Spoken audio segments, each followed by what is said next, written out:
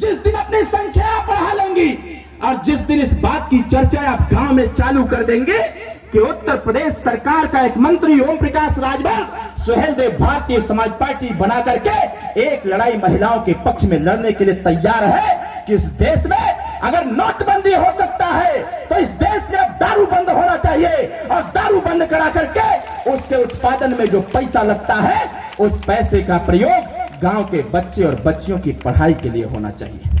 बताओ सही का थे गलत का थे ना? जोर से बोला सही की गलत। कितना लोग ये मुद्दा पर हमने का साथ देवा तैसे हाथ थमा। ये बतावा दारू बंद होए के चाहिए ना? जाना तो कहे हाई झाड़ू तैसे हनिया झाड़ू लिया हुआ, हाई झाड़ू लिया हुआ, हाई देखा तो सबसे बड़ा हथियार का बा झाड़ू। सबसे बड़ा हथियार ये आपका झाड़ू है। कैसे हथियार झाड़ू है? सुबह सुबह जब भोर में आप लोग सफाई करते हैं द्वार का, जब द्वार का सफाई होला तो में तमाम प्रकार का गंदगी रहेला ना, तो तमाम प्रकार के गंदगी का साफ करे का काम क्या करेला? झाड़ू। अब जैसे झाड़ू लगावत हुआ तो कोनो पतई हो के हटा के झाड़ू लगावा ले तो वही में घसेट देला सबके एक तरफ से। उसी प्रकार से हम तो चाहते हैं जिस प्रकार से झाड़ू अपना रूप लिया हुआ है सफाई के लिए, उसी प्रकार से आप लोग भी आपसी संगठन बनाइए। मैं आपको पूरे दावे के साथ कहना चाहता हूं, अगर आप लोग तैयार हो गए तो जिस प्रकार से बिहार और गुजरात में दारू बंद है, उत्तर प्रदेश में भी दारू बंद करा के मानेंगे साथियों। इसी बात को हम कहने के लिए आए हैं। बतावा सही है कि गलत? जोर से बोला और जोर से बोला और जोर से बोला। दारू बंद होए के चाहिए कि ना होए के चाहिए? बंद होए के चाहिए। और दारू बंद करवा करके जो दारू उत्पादन में 23,000 करोड़ रुपया एक साल में लगेला। 23,000 करोड़ रुपया एक साल में गरीबों को दारू पिलाने के लिए पैसा दिया जाता है। हम लोग मांग करते हैं इस मंच से और आपका साथ चाहते हैं कि आप हमारा साथ दीजिए, आप नेताजी का साथ दीजिए, आप महिलाएं एकत्रित हो जाइए। ये 23,000 करोड़ रुपया का जो दारू बनता है, इस दारू को बंद करवा करके 23,000 करोड़ रुपया का प्रयोग आपके बच्चे और बच्चियों की शिक्षा पर खर्च किया जाएगा। साथियों, ये लड़ाई हम लोग लड़ना चाहते हैं। यहां इतने लोग हैं, आप लोग आज आप आए हैं, इसी बात का संकल्प लीजिए। हम आपसे बात पूछना चाहते हैं, माता जी लोग यहाँ पर आप लोग हैं, आप बताइए आपके बच्चे की शादी अगर करनी हो या किसी की बेटी की शादी करनी हो तो क्या बताइए आपके बेटी की शादी क्या 25,000 रुपया में हो सकता है? जोर से बोलिए, हो सकता है? नहीं हो सकता है।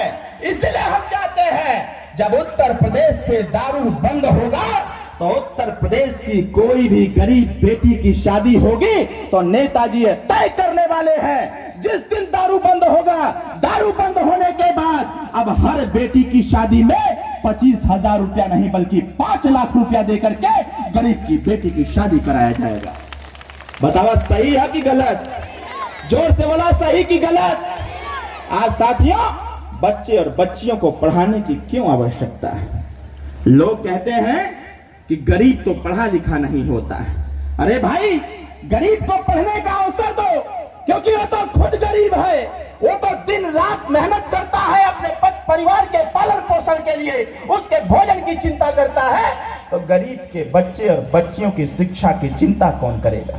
साथियों, माताओं और बहनों, आपके बच्चे और बच्चियों के शिक्षा की अगर कोई चिंता करता है तो उसका नाम ओम प्रकाश राजभर है, बाकी कोई दूसरा व्यक्ति नहीं।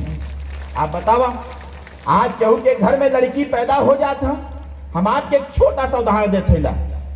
आज बताइए, ये मंच पर हमारी महिला नेत्री बैठी हुई हैं, ये लोग भी खाना बनाती हैं, ये लोग भी बेलना उठाती हैं, खाना बनाती हैं, सारा काम करती हैं, तो क्या ये राजनीति में नहीं आए?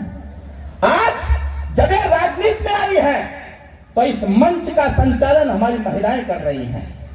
जब ये राजनीति में आई है तो इनको यह पता चला है, ये जो कहावत कहते थे लूट ले भैया लूट मचलबा ना रहे पछताए के, ए गरीबन के मर गईले बढ़कर पिंडा पार पार के खाए के, ये कहने वाले लोगों की जबान बंद किया है आप लोगों ने। इस बात को समझने की आवश्यकता है। हम लोग तो चाहते हैं सिर्फ दारू बंद हो जाए, सिर्फ दारू बंद हो जाए।